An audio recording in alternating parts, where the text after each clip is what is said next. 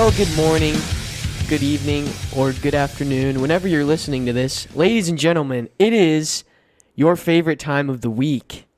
It's that time where Under Review comes at you with live another episode.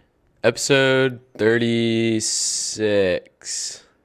I believe so. We have lost count because we're making so many. It's just like when you do it like every week consistently. Yeah. It doesn't matter what the number is. It just matters that you're doing it every week consistently. You know what? It doesn't even matter what the number is. It's just you're listening. This is a new episode, so We're keeping who cares what number it is? Keeping you in touch with your athletic side. For those of you that might not have caught every single game this weekend, want to be up to date, or just want to hear our opinions on it, because that's what we're about to give you. I feel like I just gave us an intro for our show. Y'all know what we're about. Let's jump into it. Stat of the week, brought to you by Andrews Logistics, our sponsor. This is an interesting stat for y'all, okay? This is an unexpected stat. That's why it's our stat of the week. Your NFL passing leaders right now are Tua Tagovailoa at 739 passing yards, Carson Wentz at number 2 at 650 passing yards, and Joe Flacco at 616 passing yards. So it goes Tua, Carson Wentz, and then Joe Flacco. Man, oh man. And I don't want to, overreact, but I did say that the Dolphins were winning their division, and I don't know if anybody saw the score or the game or kept up with the game on Sunday, but they were losing 28-7 at halftime to the Ravens, and they ended up winning 42-38. So I was right so far, and Tua's leading the league in passing yards, so I was right again. And I'm super pumped for my team, the Dolphins. See, but it's just funny because all that is going to come to a halt whenever they face I mean, hey man, I haven't seen it yet. Machine that is the Bills that I cannot wait for that trampling game. everybody. All right, so I had to show a little bit of respect to the Dolphins and just give them Player of the Week. All right, I think it's pretty obvious. They took Player of the Week. You didn't give them anything. No, I gave it to him. No, they took this is it. my award to give out. No, they took it. Okay. They earned it. This is my one thing of the week that I have control over, okay? So, deal with it. Tua threw for 469 yards and 6 touchdowns while only having 2 interceptions. That was a 72% completion rate off of 36 How many completions touchdowns? off of 50 attempts. How many touchdowns? 6. 6 touchdowns. Mm-hmm. 6. That's my guy right there. I wish. Actually, we'll get into that later. Sorry. Well, we can just get into it now. Okay, let's jump We're into done. it now. Okay, I think the biggest thing that we need to talk about on today's show is that there is a new era in Dallas, and it's the Cooper Rush era. That's facts. Because Cooper Rush put our team on his... Okay, Cooper Rush and Micah Parsons and our defense put our team on their backs and took us to a win. We beat the Bengals, last-second field goal. Crazy game. You want to hear something weird? I do. The past 3 seasons in a row, the Cowboys have lost game 1 and then won week 2 by a game-winning field goal, 2 of which the scores have been the exact same. Okay, 3 years ago was the Falcons' comeback, which we shouldn't have even been losing in the first place. Right. But then, you know the whole story. We had this epic fourth-quarter comeback, and then we won by a last-second field goal. Same thing with the Chargers last year in Los Angeles. It was actually the same score, 17-17, kicked a field goal to win it, and then that's the exact same thing that happened a few days ago. We played the Bengals at home. Obviously, this game was largely in part of our defense getting us 6 sacks, Micah with 2 of them, and just clutching up there at the end, holding the Bengals to 17 points is pretty impressive. Holding Joe Burrow to under 200 passing yards, that's something. Micah just took control. He was nuts that game, and it was great to see. I think Cooper Rush did exactly what he needed to do. That's what I'm saying. As a quarterback, he's kind of like Jimmy G. He doesn't lose you the game. Cooper Rush didn't lose us the game, and that's what we needed. What I saw from the quarterback position that I liked was Cooper Rush is by no means a playmaker or guy that can take control of the game. right? He's the dude that can just make the easy passes, the easy throw. He just makes the right read. And I feel like Cooper Rush understands that. He understands that he can't pull a Justin Herbert and whip it 60 yards down the field, right? He just understands that, all right, I just got to throw it to the open guy. I'll just take this easy out route, this easy crossing route. And ultimately, that is what won us the game, right? He's not trying to be Absolutely. the hero, chunk it downfield to CeeDee Lamb or whatever. That last-minute drive was a thing of beauty because he didn't try to be a hero. He made the easy pass every time. And we just marched down the field and kicked the field And goal. I feel like our offensive scheme was way better this week. Like, we were Yes. utilizing Tony Pollard and Ezekiel Elliott. We actually, relied on the run game a little bit, which I think was a good thing. Here's a stat because for you. our run game was phenomenal. Last year, we were 12-5, right? Mm-hmm. We were 12-0 when we rushed for 100 yards or more in a game. We were 0-5 when we rushed for less than 100 yards. We got to get our running game involved. Zeke and Pollard, hopefully a lot of more Pollard than Zeke, but they both are doing pretty solid right now. And as long as we keep getting them the ball, controlling the time of possession, because that's what it was about yesterday, and our defense keeps getting stops, that's what we need. Because Dak doesn't make the easy throw. Dak always tries to play hero ball, and Dak is nowhere near Patrick Mahomes, Justin Herbert, Lamar Jackson, anything like that. Dak is nowhere close. And the only times that he has an amazing game is against a terrible team. Against a garbage team. See, You're Cooper right. Rush just came out and beat the Super Bowl, one of the Super Bowl contenders. And that's the other thing. No one gave the Cowboys a chance. They were No. like, Dak's out. Their season's done. Which, that doesn't make that much. We had Dak in last week, and we got obliterated by the Buccaneers. Yeah, I mean, Cooper Rush did way better than Dak did. Yep.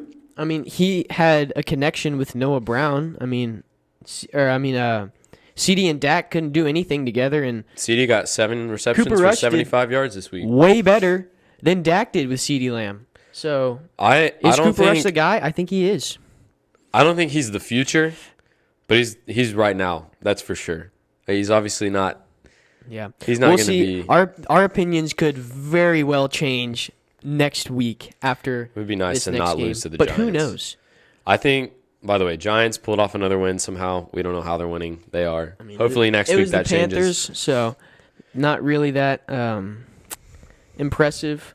No, it's not. I think that going forward with Cooper Rush as our QB for the next few weeks will be fine as long as our defense keeps it up. We'll do fine.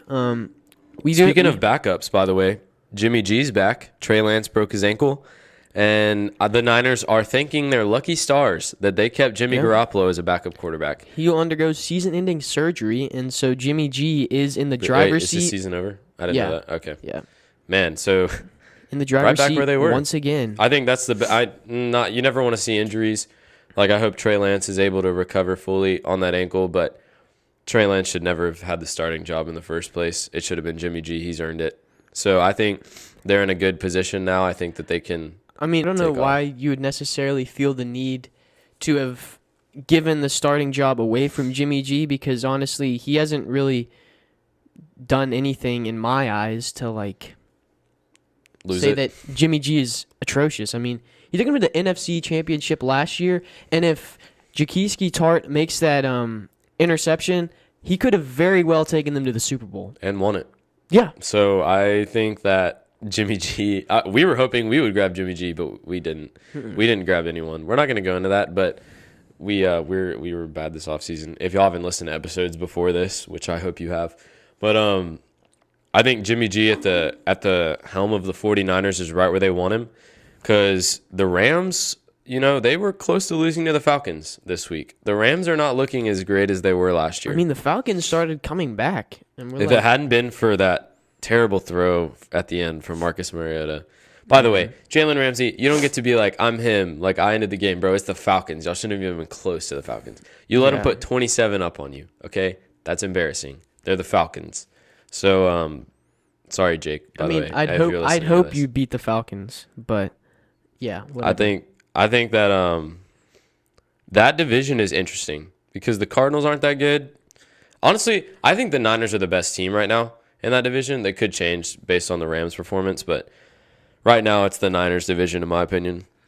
I would agree. I mean, honestly, I feel like with Jimmy G at quarterback, it makes Debo a more valuable weapon at wide receiver because I feel like Jimmy G can throw a lot better than Trey Lance can.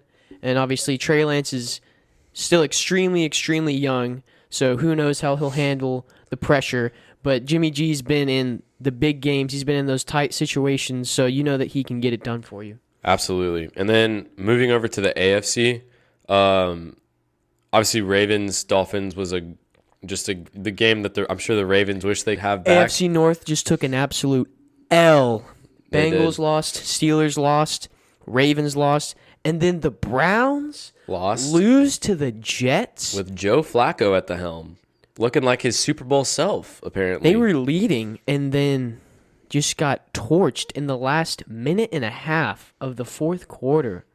That is I was pretty extremely shocked. unfortunate I for guess any Browns fans out there. the AFC East just took the dub Yeah. this week. I think they all won. The Patriots won. Bills definitely won. Dolphins Bills won, Dolphins won, Jets won. Jets won. Wow, good job. Hey, good job, AFC East. Everybody's counting y'all out. Look at that. Well, not the Bills, but and the Dolphins. I think that Bills obviously put up another solid blowout this week against the Titans. Derrick Henry was nowhere to be found as usual. Ryan Tannehill showed exactly what Stephon Ryan Diggs Tannehill is. Put on a clinic the other day, just doing Stephon Diggs things. 3 touchdowns. By the way, Mrs. Diggs just breeds absolute monsters. Yes. Trayvon Diggs was on point on Sunday against the Bengals, which made me so happy because he was on Jamar Chase. I was happy to see He it. made that locked him up clutch open field tackle. on Tyler Boyd. Yes, in the fourth quarter on that third down that Dude. caused them to punt and allowed us to drive down and kick the game-winning Diggs field goal. brothers just putting it on him Yes, this weekend. absolutely. So there's not much to talk about with the Bills. They are a heavy, heavy Super Bowl favorite this year, and they are looking just like everybody thought they were going to be. Really good defensively and offensively. They just have all of the right pieces in the right places. I feel like they're the most sound team at every position on the field. Now, who knows if they can actually follow through with that? I'm going to make a bold prediction. Patriots aren't making the playoffs this year. I don't know if that's that bold. They're just not very good. They beat the Steelers. I don't think so, Steelers yeah. aren't probably going to do that well either. I mean, the Steelers' best player on defense isn't even playing, T.J. Watt. And then that offense is If he had kind been of playing, I bet they would have won. that offense is kind of iffy. Najee's Yeah. not doing too hot. Mitch Trubisky is your quarterback, so I mean, I didn't really have that much faith to begin with. It's okay though. I'm not a Steelers fan. No, we Yeah, aren't I because could we're not care Cowboys less. fans. I so, could not care any less. We're just gonna say that the Packers beat the Bears and move on because everybody expected that to happen. Packers fans, y'all are nothing special right now, so you don't get to freak out about beating the Bears. Everybody beats the Bears except for Trey Lance, and knock on wood. Actually, we're playing the Bears later this season, but Yeah. I think that. Also, we don't really want. I can't stand the Eagles, but they put up a solid performance against the Vikings. Darius Slay locking up Justin Jefferson this weekend. It was Yeah, impressive. that's pretty As much as I don't unfortunate. like the Eagles, that was impressive.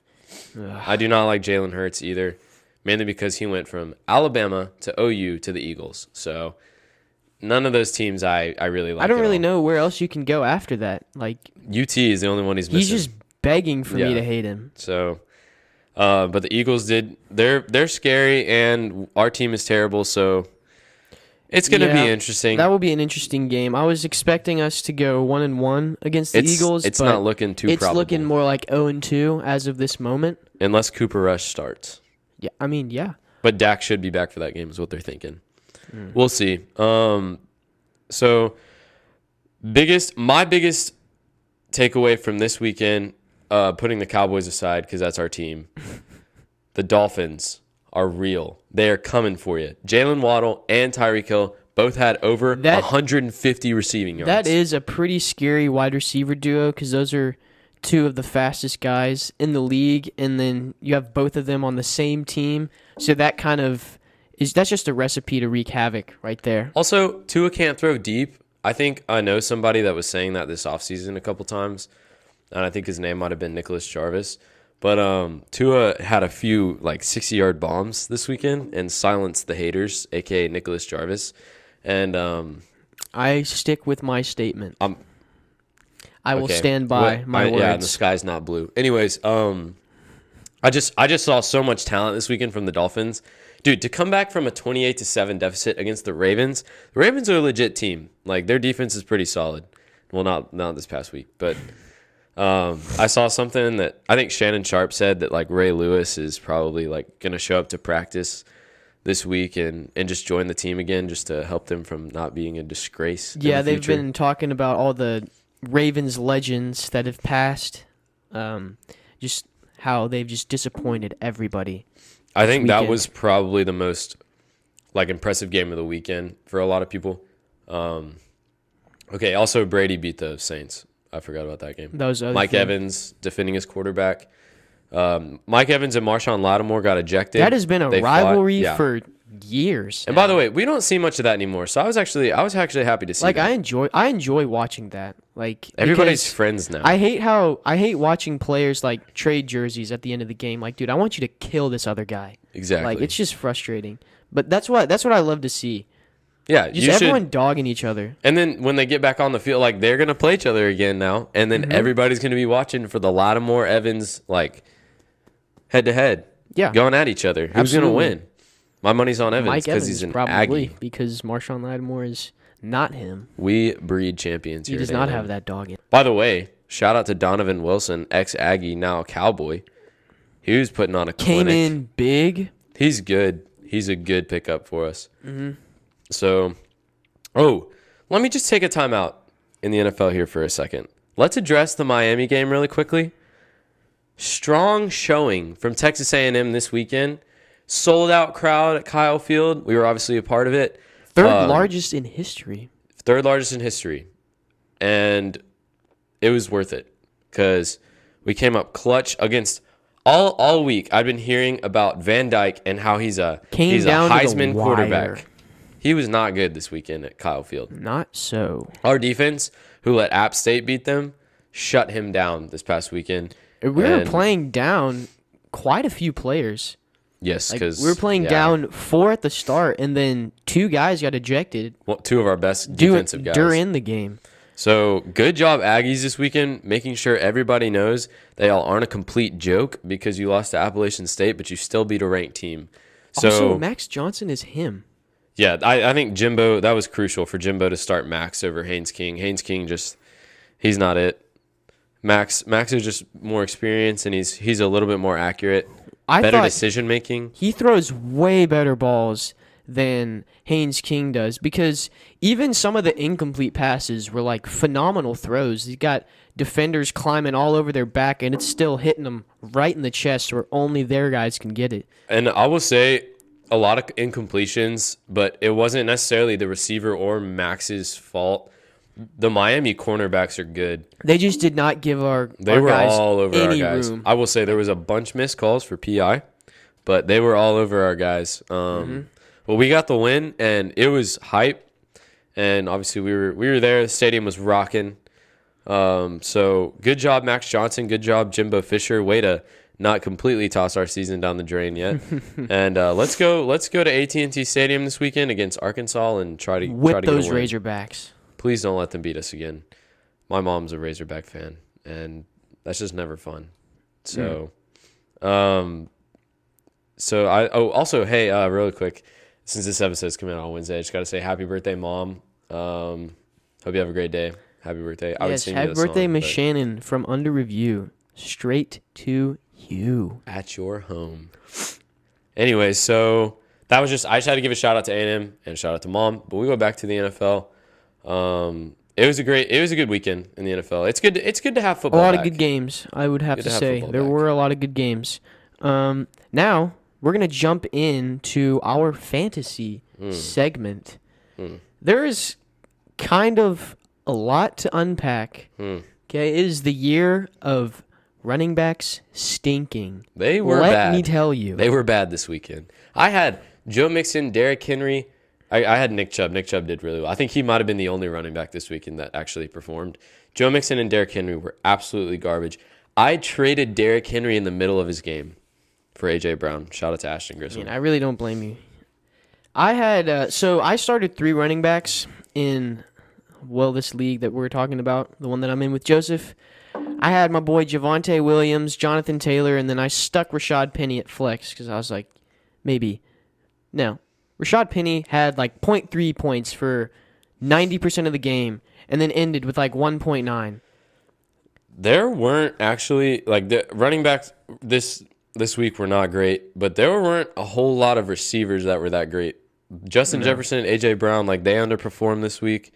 Stephon Diggs had like 45, but other than that, it was like there was this huge drop off. It was Diggs, Tyreek Hill, Jalen Waddle, and then I think Amon Ra got like 30 plus. You had those 4 guys, and then it was just this huge drop off of receivers just underperforming. I will say at the quarterback position, there weren't a whole lot of great picks this week either.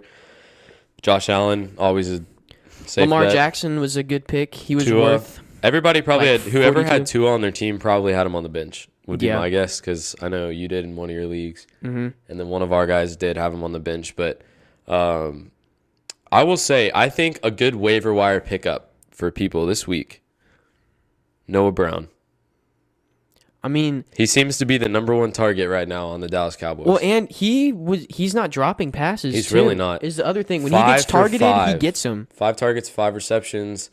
I think it was 60 or 70 yards and a touchdown this week. I mean, he was worth 20 this past week. I mean, Noah Brown is Cooper Rush's guy because obviously they've taken lots of backup Second-team reps reps. together. It's nice to see that Cooper Rush actually has a receiver that we can rely on. The other thing, I guess I want to just bring this up. Dalton Schultz needs to learn how to secure the football. Dude, Dalton Schultz. That was an almost killed issue. us. That was an issue last year. He had a few drop passes, and then he would fumble every now and then. And it's like, dude, you just got to hang on to it. When you're a tight end, you just hold on to it with both hands, Yep. and then you just tuck your head and you just run. You're running straight those at everybody. 5-yard curl routes, so as soon as you turn around, they're going to hit you.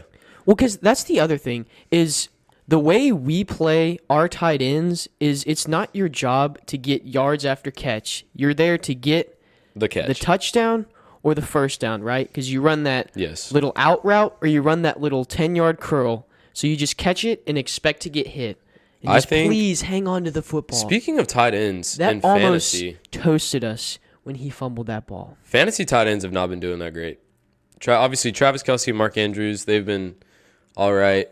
But obviously, Kittle's hurt. TJ Hawkinson is killing me. Nowhere to be found. 5 points a game, that is unacceptable. Also, Jared Goff, throw it to TJ Hawkinson.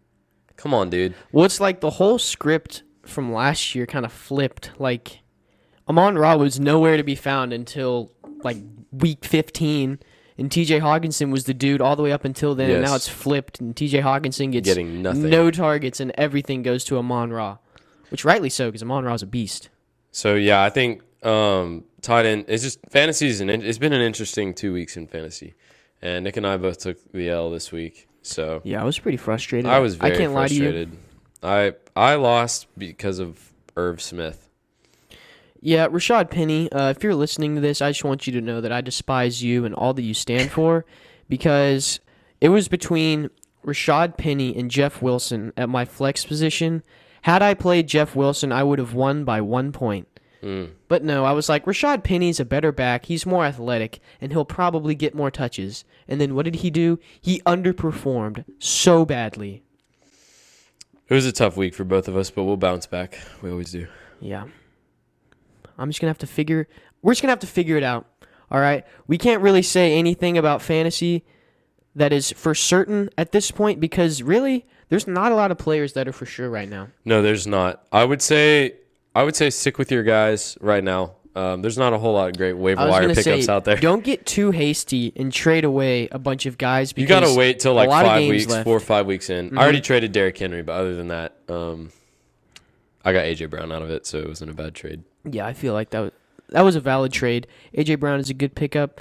I mean, both guys are injury prone, so it's not like you're getting a better trade off in one guy. I just needed a receiver and I have running backs, so we're good there. But we'll get him next week. Not too worried about Well, it. actually, next week it is me versus Joseph, so Really? it will be the week of I under review. just want to easy win for once. Would be great. Yeah, who knows? I really can't. I don't know how Yeah, confident I am. I can't be I confident. had right now. Jerry Jeudy. He went out with a shoulder injury after getting 2 points. So who knows? Good times. Who knows this week? Well, here's we like to end our shows on Under Review.